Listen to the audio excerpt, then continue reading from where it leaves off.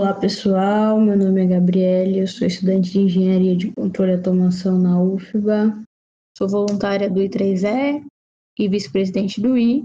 Sejam todos bem-vindos e bem-vindas para mais um episódio do podcast.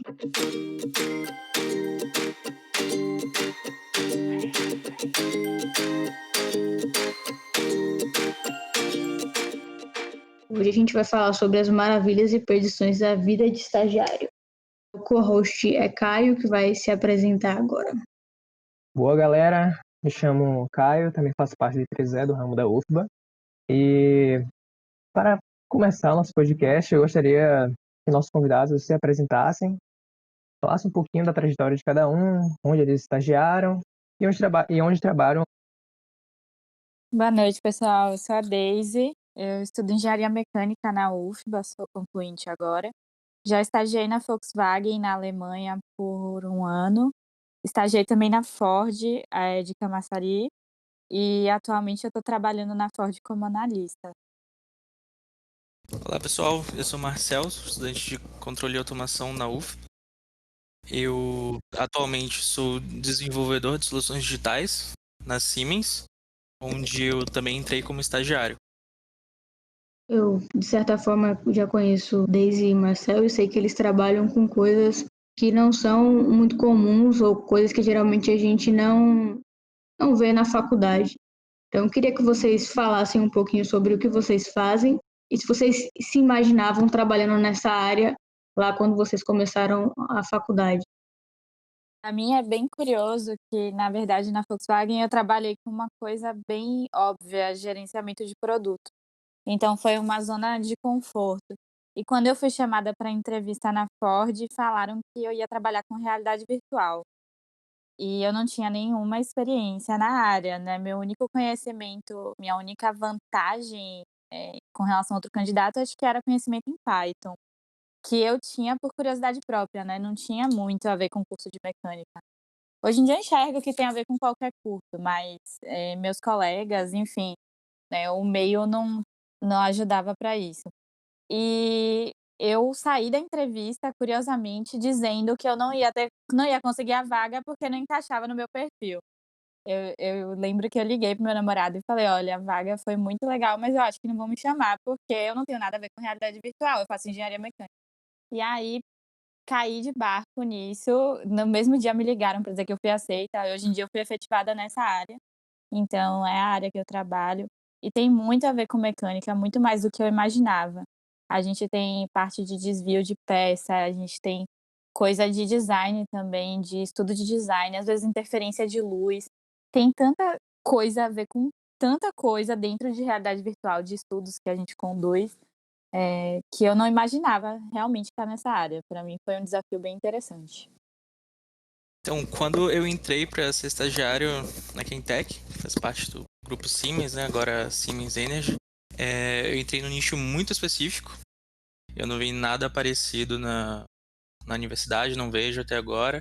Era bem diferente do que eu imaginava. Assim, eu sinceramente não imaginava trabalhar nessa área especificamente. Eu entrei para ser estagiário num projeto de governança para sistemas PINs e MES, que são basicamente sistemas de automação, tá? Então é relacionado com controle e automação de fato. Só que são sistemas muito específicos que basicamente têm a ideia de transformar os dados da planta, dados de instrumentos, variáveis, integrações, em informação para gerência. Então, é basicamente o centro da pirâmide de automação. Os sistemas PINs são historiadores de dados. Eu trabalho principalmente com o pai da Archive, um historiador da Ubisoft, e o Infoplus 21, que é da AspenTech. E esses historiadores, bem, eles vão armazenar um conjunto enorme de dados, dados a cada segundo, a cada minuto, a cada hora, dados de média, para cerca de 50, 60, 70 mil instrumentos diferentes. E isso para diversas plantas diferentes. É um trabalho bem na área de software, coisa que a gente não vê tanto em automação. A gente aprende o básico de programação, mas não chega a entender de fato o funcionamento dos softwares, principalmente da área industrial, que a gente praticamente não vê. mas assim, é um mundo, apesar de ser um nicho em específico, é um mundo de quantidade de informação e aprendizado muito grande. Então, tanto sistemas PINs, que são historiadores, quanto sistemas MES, que aí a gente tem uma gama enorme de tipos de sistema, seguindo nesse mesmo princípio de pegar essas informações cruas, brutas da fábrica e transformar em informações de negócio.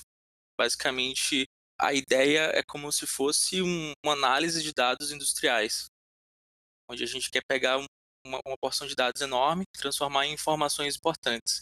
E para isso a gente vai trabalhar com muito banco de dados, é, várias linguagens de programação, tanto de back-end quanto utilização de APIs. A gente precisa estar o tempo todo lidando com o cliente, porque o projeto de governança em si, que foi como eu entrei como estagiário, era um projeto de suporte ao cliente. Então a gente tinha que desenvolver melhorias, dar manutenção a esses sistemas, é, criar os sistemas de fato. E para isso, o que era mais interessante, assim, talvez de maior aprendizado na época de estagiário, era que ao mesmo tempo que você está conversando com um operador, com um engenheiro, você está conversando com um coordenador de planta, um diretor de automação. Então é um aprendizado absurdo e uma área que não é muito explorada no mundo acadêmico. Impressionante como quão bonita é a intersetorialidade, né? Essas experiências foram realmente muito, muito, muito, muito interessantes. Mas, tendo em vista isso, toda essa experiência e o desenvolvimento de vocês, como é que foi o processo de aprendizagem dessas atividades? Olha, o meu foi um pouco curioso, porque não tem muito material sobre o assunto, né. É uma área relativamente nova no mundo e mais nova ainda na Ford. Então eu entrei num departamento que tinha, assim, já um certo tempo, acho que desde 2016, mas eles não trabalhavam com o uso do óculos. Então o óculos tinha chegado a coisa de 2 anos no máximo, o mais antigo, e o que a gente usa hoje em dia chegou junto com a minha contratação, né. O Head Mounted Display, né, que a gente chama vulgarmente de óculos de realidade virtual, para ficar mais fácil. Então, tem muita dificuldade de encontrar informação sobre o hardware, foi um desafio para mim aprender e explorar as possibilidades de como usar aquilo. Aprendi muito a testar, assim, desafiar até mesmo o meu departamento, de falar assim, eles falaram: "Ah, acho que não dá para fazer isso". Eu falei: "Por que vocês acham que não dá? Será que não dá?". De agrupamento de sensores e tudo. Então foi muito mão na massa mesmo de e se isso funcionasse? Então eu pegava, fazia a simulação e testava lá na hora. A mesma coisa para criação de ferramentas, e é muito curioso isso que uma das partes do meu treinamento era específico em criação de ferramenta. Então eu tinha que pensar na jornada do usuário usando o óculos de realidade virtual e o que ele ia precisar. Por exemplo, ele poderia precisar de uma lanterna para iluminar alguma parte do veículo, né, do protótipo virtual. Então eu desenvolvia com o meu time, isso, via ideias e desenvolvia em si a ideia. E foi curioso que lançou um update do software que a gente usa, e no próprio update vieram algumas das coisas que a gente já tinha implementado, durante o meu treinamento. E eu achei isso muito interessante, porque é isso, o mundo está treinando junto, né, realidade virtual. A gente está aprendendo junto.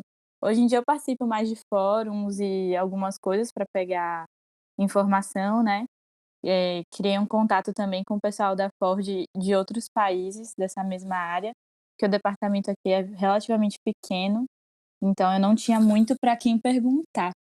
E o treinamento no software mesmo, a parte mais de design, foi um colega meu que foi meu mentor e passou o conhecimento todo que ele tinha e eu ainda fui além, procurei outras coisas, então rolou muita troca. Eu pesquisava, achava coisas novas, principalmente estudo de luz, que foi uma parte que me interessou bastante.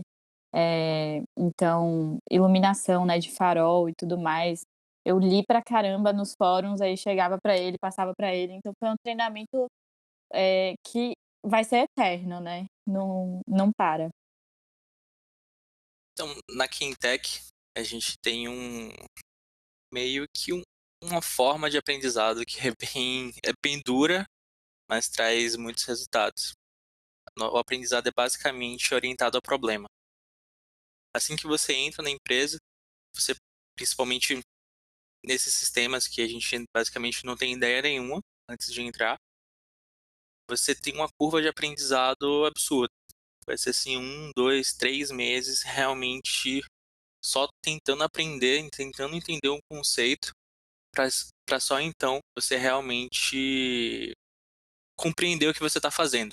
A gente começa a fazer de forma mecânica, orientada a problema, então tem um problema para resolver e a ideia é resolver o problema.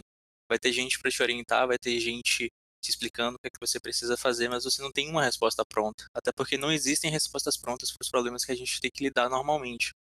Então é muito de você querer ser autodidata, de você buscar, pesquisar em fóruns, ir atrás da informação, falar com outras pessoas da própria empresa. A Siemens é muito grande, então sempre tem alguém que é especialista em uma aplicação específica e que você nem conhece a pessoa às vezes, mas tipo assim, você tá empacado em um problema, você vai lá, entra, manda uma mensagem para a pessoa, pergunta quando é que ela vai estar disponível, assim, para dar 15, 20 minutos de ajuda para ti em algum problema. Então, esse aprendizado orientado ao problema é basicamente você receber o problema e encontrar uma solução de qualquer forma, bem de engenhosidade mesmo. É até um dos principais pilares da Siemens. Então, basicamente, assim que eu entrei, eu não sabia nada do que eu estava fazendo.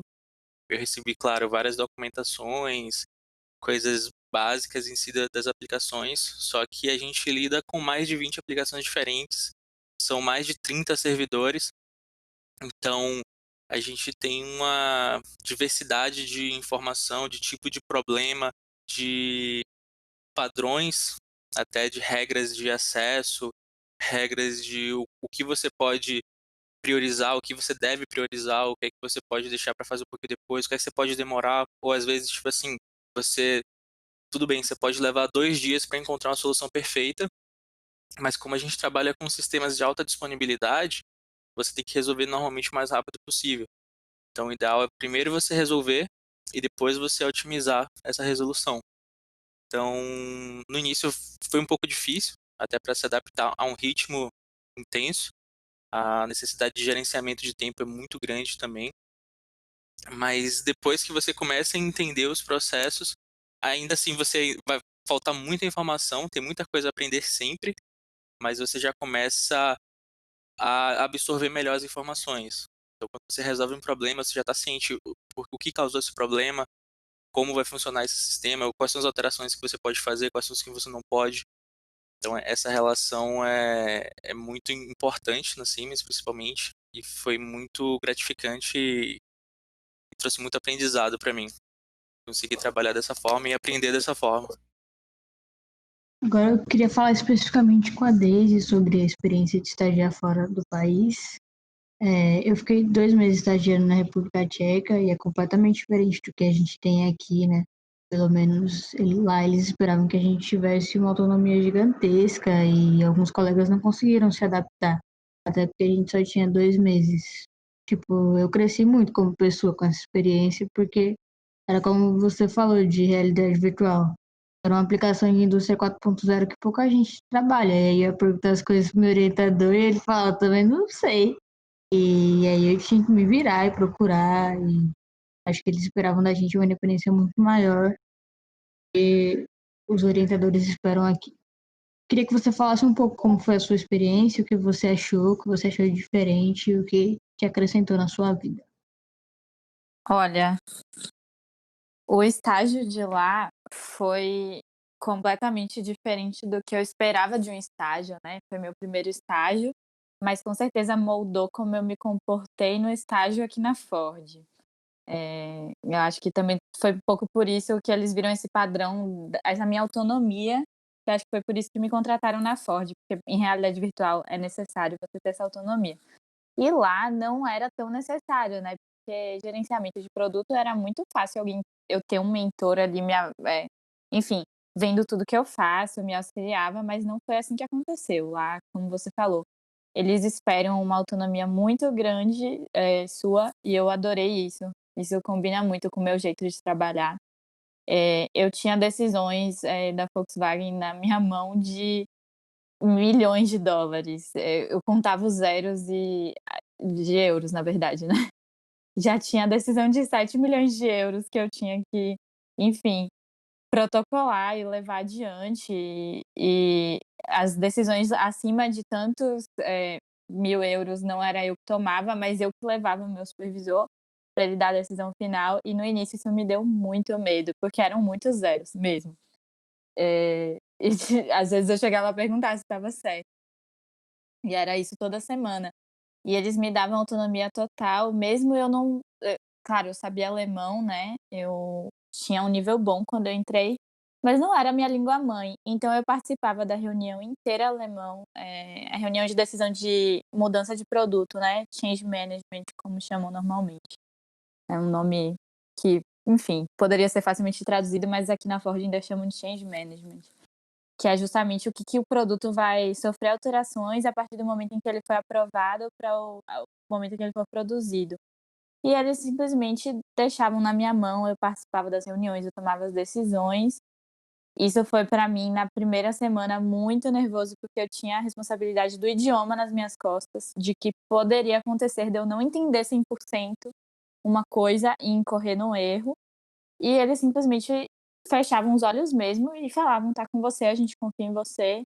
Então, essa autonomia que eu ganhei lá, que eu levo na minha vida, o pessoal aqui na Ford me chama de boss, porque eu realmente tenho esse perfil de fazer as coisas sozinha, de não ter medo de liderar ou enfim, de dar recomendações.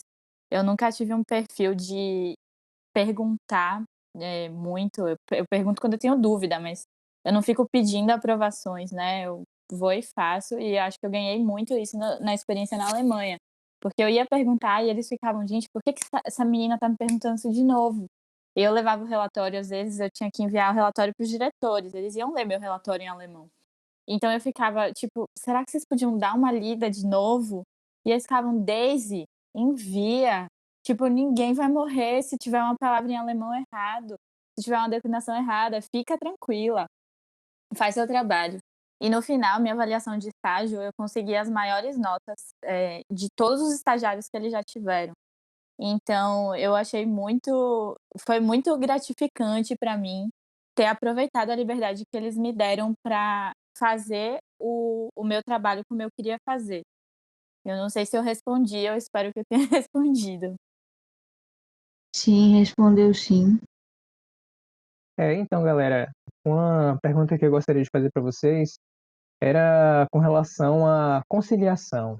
O que antes era uma conciliação entre a faculdade, o estágio, como é que está agora com relação à faculdade e trabalho? Olha, para mim não mudou tanto, a minha cobrança do estágio para minha cobrança de trabalho é muito similar. Eu sempre me cobrei muito, sempre e como eu falei, eu sempre tive o perfil de assumir responsabilidades, então eu nunca fui uma estagiária com perfil, de estagiária. Eu pegava já projeto sozinha, continuei pegando. Sinceramente, do dia que eu fui contratada para o dia que eu fui estagiária, mudou na minha vida 1 hora a mais, porque o turno da Ford já é mais pesado do que o de outras empresas de estágio, então os estagiários normalmente saem às 3 e eu comecei a sair às 4. Foi o que mudou na minha vida.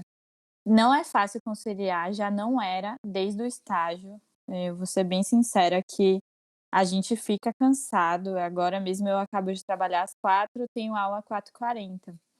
Então eu tenho 40 minutos para comer alguma coisa, refletir um pouco sobre a minha vida e quando eu vi os 40 minutos já passaram e eu já tenho que estar com a cabeça em outra coisa totalmente diferente da faculdade, outras preocupações, com o semestre suplementar e as atividades extra, tá mais difícil ainda, eu não tenho tempo para fazer as atividades extras, meu tempo para fazer isso é final de semana, que tá indo para o TCC, então entre estágio e contratada, na minha opinião, não mudou, mas os 2 não foram fáceis, não estão sendo fáceis. Eu acho que é bem como a Daisy falou mesmo. Como eu, assim, eu sempre trabalhei, Então, mesmo antes de estagiar, eu já trabalhava em outra área, sempre tive atividades concorrendo com a faculdade. Curso de controle e automação, curso noturno.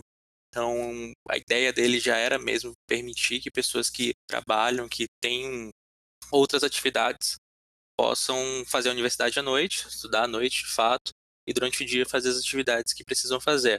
Então, meio que eu já estava acostumado a ter essa concorrência entre atividades profissionais e a universidade. Com o estágio, assim, para mim, não teve tanta diferença, porque o tempo de estágio era mais ou menos o tempo que eu tinha de trabalho também. Então eu trabalhava um pouquinho mais do que o tempo de estágio, só que o estágio era um pouquinho mais regrado. Então eu trabalhava em escritório, é um pouco mais tranquilo. Os percalços são outros comparado ao pessoal que trabalha em fábrica. Assim, eu não preciso acordar tão cedo, mas eu tenho que me locomover, tipo, realmente ir dirigindo até o local de trabalho. Se tiver de carro, pegar o metrô, ônibus, de lá sair para ir para faculdade. É um pouco cansativo, mas também reduz bastante o tempo perdido de transporte, de fato. Mas a partir do momento que eu fui contratado, que realmente a carga horária ficou um pouco mais pesada em comparação com o que eu tinha antes, mas ainda assim foi possível conciliar assim com a faculdade. A ideia é sempre ter um gerenciamento de tempo. Às vezes a gente precisa estender um pouco mais no trabalho e pode sim impactar na faculdade, não vou dizer que não vai ter impacto. Às vezes você vai chegar na universidade um pouco mais cansado para uma aula, quando chega ali na última aula do curso noturno, que vai terminar ali às 10 horas, 10h10, você realmente já está morto mesmo, mas eu acho que não vou dizer um desgaste, mas é um cansaço com motivo, né? Então, é um objetivo que você tem de formar, de finalizar o curso, então você acaba aceitando e seguindo para a luta. Mas a concorrência é um pouco difícil, principalmente no início. Eu queria acrescentar isso, né, eu sempre tive em mente que era temporário, então eu acho que isso ajuda muito a motivar a gente, que, no início do curso eu também sempre trabalhei, né, mas vamos supor, um estudante que não trabalha em outras coisas, ele vai ter o início do curso um pouco mais tranquilo, vai ter esse meio termo aí, de conciliar as 2 coisas, e depois ele vai folgar de novo, né, que vai ficar só o trabalho. Então, eu encarei sempre como um período de transição, um esforço que vai ser temporário na minha vida. Exato, exato. A ideia é, tipo, sempre você pensar, tipo, eu tô sofrendo hoje, mas daqui a pouco eu vou estar mais tranquilo. Apesar que você sempre vai ter mais alguma outra coisa, né? Vai terminar a faculdade, vai fazer um curso, vai fazer uma especialização. Mas, enfim, a ideia é sempre você estar pensando na sua meta principal. Eu também que desde o iniciozinho da faculdade já fui aprendiz na Ford, depois dei monitoria, depois estágio, agora outro estágio, e a rotina é bem pesada, mas a gente acaba acostumando e eu acho que, né, por exemplo, eu estudo com o Marcel, a gente entrou junto na faculdade e a gente se ajuda bastante em questão de atividade, às vezes ele não pode ir para aula, pede para eu mandar para ele, a gente tem prova, vamos sentar para estudar junto, porque às vezes na aula a gente está muito cansado, então acho que a gente conta muito com os colegas, né, nessa coisa de se unir mesmo, porque tá todo mundo cansado, todo mundo ali nessa mesma batalha, e é muito importante a gente ter aí nesse processo. Queria saber como é que foi o processo de contratação de vocês, se vocês já esperavam, se tinha essa expectativa no início, se ela foi surgindo durante o caminho, como é que foi isso? Olha, quando eu entrei, eu sabia que a área era pequena e tinha potencial de crescimento, e que poucas pessoas iam ter essa habilidade, então eu realmente já entrei com a visão de que era uma área promissora para a efetivação, né, na área de realidade virtual. E a Ford tá com necessidade de contratação de novas pessoas, né, houveram muitas demissões, como todo mundo sabe, e as demissões rolaram em cargos mais altos, né, salários mais elevados. E a tendência do mercado é cada vez mais contratar analista, né. Infelizmente para quem já está no mercado e com um salário bom, né, de sênior, engenheiro sênior, já tá sendo limado e as novas ondas que estão vindo são de analistas. Então eu já tinha isso em mente. Quando começaram boatos de contratação, eu já imaginava que, meu nome estaria lá. Meu supervisor também já tinha falado que estava tentando criar minha vaga, e a gente já tinha tido algumas reuniões com diretoria e tal, porque a demanda pela minha área está cada vez maior, então a gente demandava mais gente, e não fazia sentido pegar alguém de fora, ia ser mais custo, né, para a empresa do que simplesmente me efetivar. Eu já tinha domínio da área, eu já estava pegando o projeto sozinha, então a opção do meu supervisor foi me efetivar e acrescentar 2 estagiários. Então, um para me substituir e ele conseguiu ainda uma vaga para outro estagiário. Só para vocês terem noção, né, da demanda da área que realmente cresceu bastante. E eu inclusive ajudei a provar isso, eu, fiz uma planilha, né, mostrando os dados, mostrando ao longo do último ano como a gente teve mais solicitações internas, porque a gente trabalha meio que por projeto. Então, os outros departamentos demandam da gente um projeto e a gente realiza. E aí eu fiz todo um gráfico mostrando quantas horas, quantos projetos. Então, mesmo a gente reduzindo o tempo de hora por projeto, quer dizer, a gente aumentando a eficiência do departamento, o número de projetos foi tão grande que não dava conta mais. Então, acho que eu sempre vejo que tem aquela coisa da pessoa certa na hora certa, né, para fazer a carreira. Mesmo por mais competente que você seja, você tem que estar na hora certa, no lugar certo para ser contratado. E acho que foi isso que aconteceu.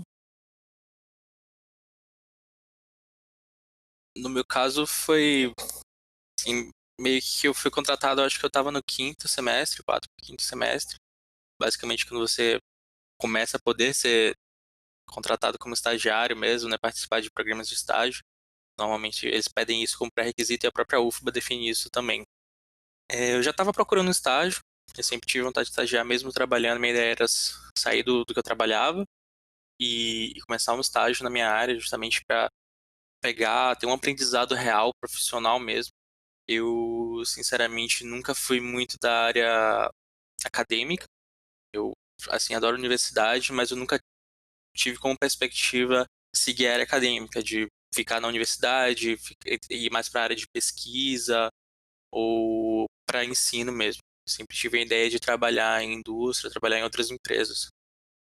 Basicamente, quando eu fui contratado, na verdade, uma amiga minha, que agora está no Rio, Lorena, ela entrou em contato comigo, falando que uma amiga dela estava saindo da Quintec e que abriu uma vaga de estágio, e se eu tinha interesse.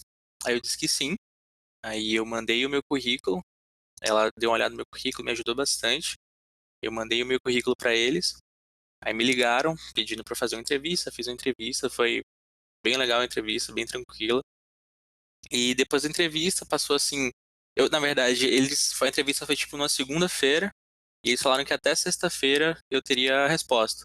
Só que ao mesmo tempo eu estava com duas outras oportunidades de trabalho. Tinham duas outras coisas meio que aguardando e eu estava tentando deixar em hold para ter essa resposta, que a Quintec, no caso, era prioritária para mim. Aí deu sexta-feira, eu não tinha recebido a resposta, eu achei que não tinha passado. Chegou no sábado, aí quando chegou, acho que foi no sábado de tarde, eles entraram em contato comigo, eu já tinha falado com uma dessas pessoas. Ela falou, não, aguarde aí até segunda e tal, se segunda não tiver rolado nada, a gente conversa. Aí eles entraram comigo no sábado, dizendo que eu fui aprovado, e pra mim foi incrível. Eu fiquei um ano como estagiário, eu entrei, foi praticamente de imediato, acho que isso foi tipo em abril, em maio eu já comecei o estágio. Aí quando eu fiz exatamente um ano, um pouco antes, na verdade, de, de estágio, o meu gestor entrou em contato comigo, assim, me chamou para conversar e ele perguntou se havia possibilidade de eu virar CLT. Se eu tinha interesse primeiro e se, assim, se ia impactar muito na faculdade, se eu conseguiria conciliar, se para mim seria ok. Eu fiquei muito feliz na época, até porque eu ainda poderia ficar mais um ano como estagiário, mas eles preferiram já me contratar Até não sei se era mais uma ideia, tipo assim, de já consolidar a minha função lá, mas fiquei muito feliz na época. Já tenho 2 anos como desenvolvedor, basicamente um cargo assim que não precisa ainda do superior. E esse foi minha contratação. Realmente muito bacana essa história de vocês dois, esse processo evolutivo todo. Mas com essa quebra de cenário, né, que a gente teve nesse ano, com a pandemia e tal, gostaria de saber como é que está esse processo, essa conversão para o estilo home office de vocês. Olha, para mim foi bem curioso por causa da questão do óculos, né, da gente não poder usar. Então, em março, quando começaram os casos, a gente tinha gente da Ford que estava na China, que tinha voltado. A Ford já estava com toda uma preocupação e já tinham restringido algumas coisas de uso de compartilhamento. Então a gente em março já não pôde usar o óculos, desde o início de março. E aí quando chegou realmente a proibição e usar o home office, eu falei: "Fui contratada, serei demitida", porque eu tinha sido efetivada em 20 de fevereiro, né, então tinha muito pouco tempo. E eu falei: "Qual é a função de realidade virtual sem a imersão, né, você perde muito". E a gente ainda tem muitos protocolos de segurança, então eu não sabia como eu ia conseguir compartilhar. Porque, claro, a parte de construir um modelo de realidade virtual, eu faço eu no meu PC e um fone de ouvido, sempre foi assim e continuou, né, a diferença é que agora é aqui em casa, não é mais lá. Mas eu sempre fui bem de fazer a parte do modelo bem isoladona. Mas a parte das reuniões, a parte de levar o resultado para o nosso cliente interno, mudou completamente. Aí a gente sentou, criou protocolos de segurança para conseguir compartilhar a imagem, e o que a gente faz é um review, sem imersão. Então eu navego como se fosse um carro web-based, né, que vocês veem em site de algumas montadoras. Inclusive é um projeto nosso, a gente vai levar agora a Ranger, web-based para as concessionárias. Isso também surgiu na quarentena. Então surgiram várias ideias do potencial que a gente tem com os modelos, eh, super reais, né, então a gente não precisa só carros futuros da Ford representar em realidade virtual. A gente pode trazer isso para os produtos, de hoje em dia, e isso reduz custo também, porque para você tem 11 modelos de Ranger, você não tem como ter isso na concessionária. E aí a gente criando um modelo web e levando para a concessionária, ele tem basicamente o custo da tela e ele consegue ter as 11 versões da Ranger, ele não precisa ter 11 carros para mostrar para o cliente. Então a gente se reinventou mesmo, o meu departamento, repensou todo o jeito de levar para o nosso cliente interno o produto. A parte da criação, como eu falei, não mudou muito, a minha parte, o meu trabalho semanal, digamos assim, né, a mão na massa, não mudou, mas essa parte das reuniões foi toda remodelada e foi muito rápido. A gente teve que fazer isso em 15 dias e pensar numa solução. Foi um desafio bem legal. Sinceramente, para mim foi bem tranquilo. Como eu trabalho na área digital, claro, perde um pouco da interação entre equipe, mas nós temos nossos canais de comunicação, a gente está literalmente 100% do tempo em comunicação. Então, a nível de trabalho, praticamente não teve perda. Na verdade, a empresa já tinha um costume de home office, tá? Já existiam pessoas que trabalhavam só de home office, que trabalhavam em outras cidades, outros estados, pessoas que até trabalham assim em escritório, mas tem uma rotina de trabalhar 2, 3 dias em casa, já tá na cultura da empresa. Então foi bem tranquila a transição. Praticamente não teve impacto no que a gente faz mesmo, o que a gente faz é online e não tem nenhuma necessidade de atuação presencial. O máximo assim foi questão de comunicação com os clientes. Entre a gente foi tranquilo, mas com os clientes é um pouco mais difícil, já que nós temos telefones fixos. Aí a empresa forneceu uma infraestrutura para a gente de comunicação, até das coisas que a gente precisa ter em casa, mas foi bem tranquilo essa transição. Pra gente fechar, queria que vocês dessem dicas aí pra galera que vai fazer processo seletivo, E é isso, dessem dicas para essa galera que tá começando aí. Eu acho que o principal numa entrevista, num processo seletivo, é você se valorizar, você ter ciência de que, eh, tudo que você fez e não se comparar: "Ah, mas fulano também está fazendo entrevista", e não ir com esse tipo de insegurança para a entrevista. Porque, sinceramente, eu tenho certeza que tem muitas pessoas com currículo que seria melhor para a vaga do que o meu, mas o que acabou chamando a atenção foi a minha abertura para aprender coisas novas, o meu interesse, né, eu fiz perguntas, eu queria realmente eu não queria, eh, só a vaga, eu queria entender o que que eu ia fazer naquela vaga, o que que aquilo ia me acrescentar. Eu acho que quando você vai procurando um estágio, eu preciso de um estágio, eu preciso de um estágio, eu preciso de uma vaga de um estágio. Não vem, porque você não está realmente interessado no que você vai fazer, o que que você vai aprender ali, o que que vai acrescentar, o que que você pode trazer para a vaga, né. O meu supervisor me perguntou, eu falei: "Olha, eu sendo bem honesta, não tenho conhecimento, mas eu vou correr atrás, eu vou aprender, eu achei interessante". E ser honesto também nisso, se você não achou a vaga tão legal, eh, procura outra, não vai no desespero, pegando eu sei que não é fácil, nem sempre é fácil achar uma vaga, mas eu acho que quando você transparece essa honestidade, como eu transpareci de que eu não tinha tanto conhecimento, às vezes você cativa o supervisor por isso, porque você está sendo sincero, não vai adiantar você mentir: "Ai não, sei Excel avançado", e você não sabe botar uma soma no Excel. Então eu acho que você tem que ser sincero para o seu perfil e valorizar o que você realmente tem para oferecer para a vaga e o que a vaga tem para oferecer para você. Eu acho que é o principal. Concordo com o que a Daisy falou, tá? Sim, a princípio, sobre o processo em si, vai variar muito de empresa para empresa. Uma das principais coisas até que eu acho importante é você conhecer a empresa antes, tá? Então, às vezes, você tá tão obcecado por ter um estágio, ou porque você quer aprender, tá ansioso para ter esse aprendizado, para estar trabalhando na área, às vezes até por necessidade mesmo, e você acaba, assim, entrando em todos os processos, querendo fazer tudo, manda currículo para todo mundo e acaba que você realmente nem sabe o que é que você vai enfrentar de fato. É importante você sempre procurar empresas que compactuam com a sua cultura, tá? A sua cultura profissional, a sua cultura pessoal tem que estar sincronizadas com a da empresa.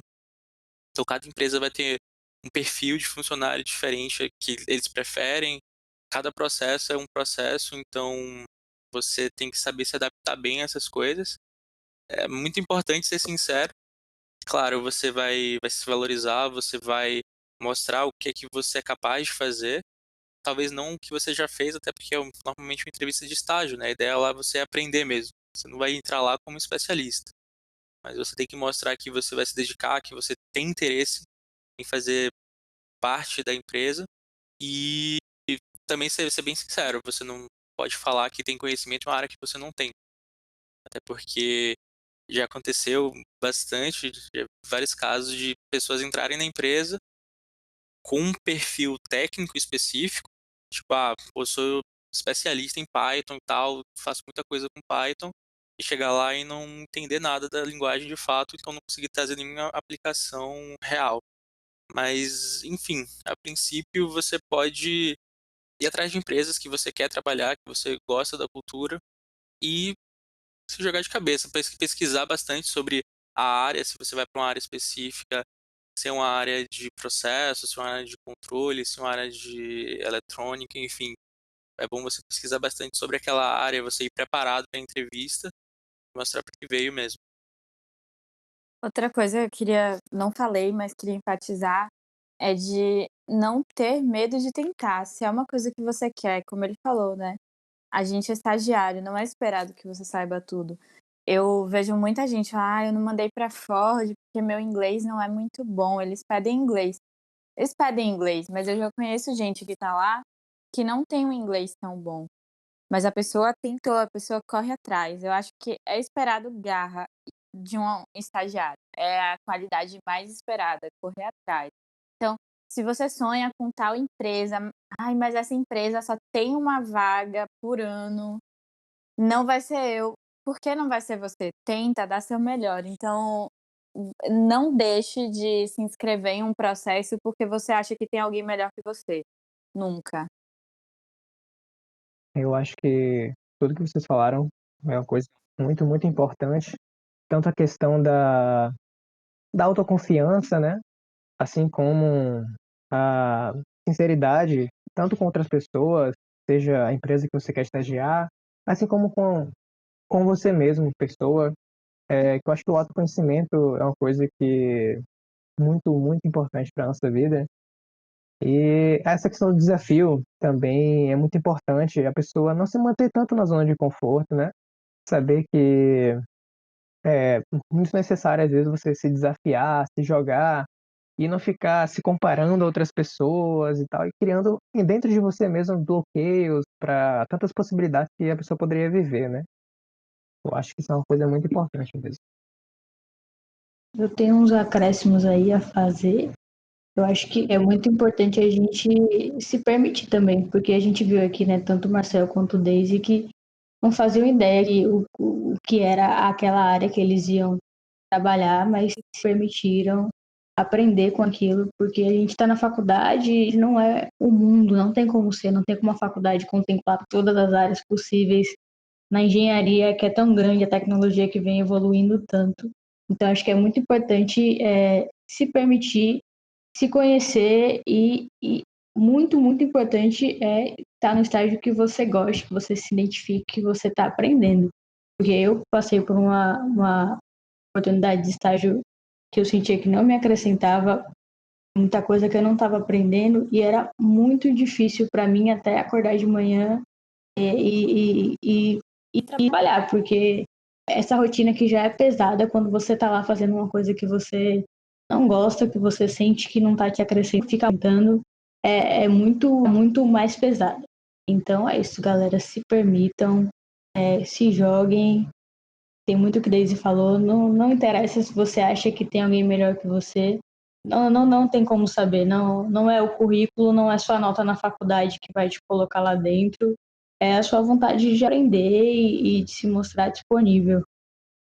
Eu queria agradecer a Daisy e Marcel pela conversa, foi muito bom, acho que vai ajudar uma galera aí que está iniciando nessa vida a ter esperanças.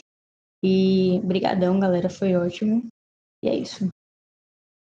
Agradeço o convite, Gabi. Eu que agradeço, Gabi. Muito bom fazer parte dessa conversa. Bom, galera, agradeço também a vocês por fazerem parte desse episódio do podcast aí. E aqui eu gostaria de, né, finalizar dizendo que esse nosso episódio está presente em todas as plataformas possíveis que vocês pesquisarem. E gostaria muito que vocês nos seguissem no Instagram, @3eufba, para saber de tudo que andamos fazendo. E obrigado por tudo e até a próxima.